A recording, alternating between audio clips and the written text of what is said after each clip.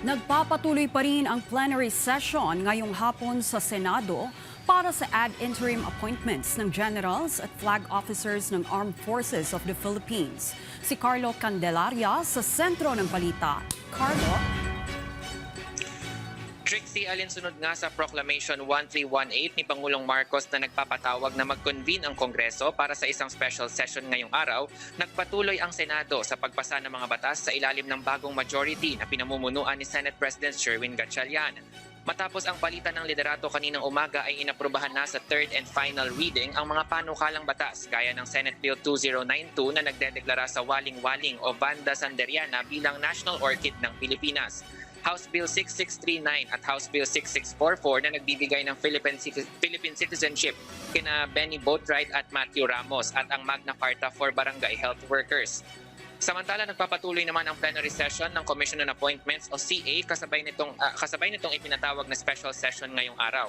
Present ang contingent mula sa House of Representatives at mga senador na miyembro nito maliban kay Senador Jinggoy Estrada na kasalukuyang nakakulong.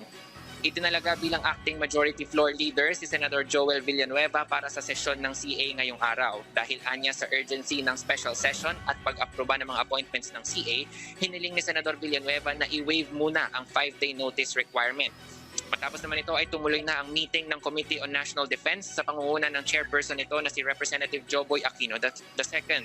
Matapos ideklara na mayroong quorum, nagpatuloy na ang meeting ng komite kung saan kasama sa tinalakay ang pagkumpirma sa ad interim appointments ng mga generals at flag officers ng AFP. Kabilang dyan ang isang lieutenant general, isang major general, isang vice admiral at 2 brigadier general. Kinwestiyon naman ni Senador Rodante Marcoleta ang pagkumpirma sa kanila at sinight ang RA 11939 na nagre-require na dapat ay mayroon pang 1 taong active service ang mga ipopromote na general bago ang kanilang compulsory retirement.